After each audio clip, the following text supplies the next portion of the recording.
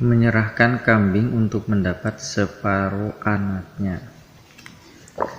Hal ini ternyata sudah diputuskan dalam keputusan Konferensi Besar Pengurus Besar Syuriah Nahdlatul Ulama yang ke-1 yang berlangsung di Jakarta pada tanggal 18 sampai 22 April tahun 1960 Masehi. Menyerahkan kambing untuk mendapat separuh anaknya.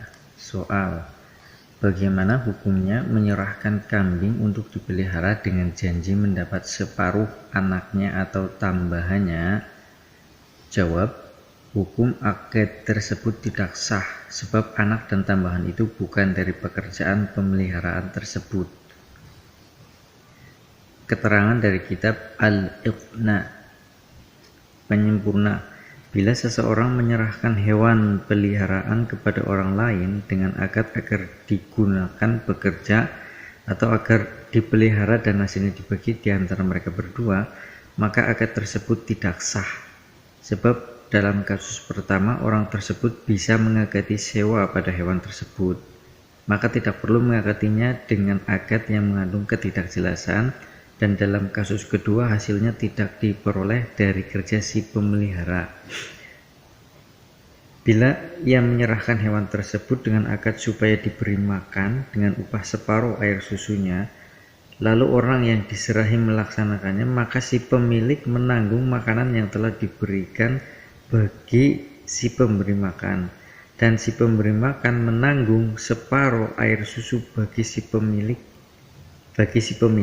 Separuh air susu itu merupakan kadar yang diisyaratkan baginya, sebab diperoleh dengan hukum jual beli yang rusak, dan si pemberi makan tidak menanggung hewan tersebut karena tidak dibandingi dengan imbal balik. Bila si pemilik berkata, kamu beri makan hewan itu dengan upah separuhnya, lalu si penerima melaksanakannya, maka separuh hewan yang dijanjikan itu menjadi tanggungan si penerima, sebab diperoleh dengan hukum jual beli yang rusak, bukan separuh yang satunya. Jadi kesimpulan dari hasil keputusan ini bahwa menyerahkan kambing untuk mendapat separuh dari anaknya atau tambahannya, hukum akad tersebut adalah tidak sah menurut hasil keputusan Konferensi Besar Nahdlatul Ulama.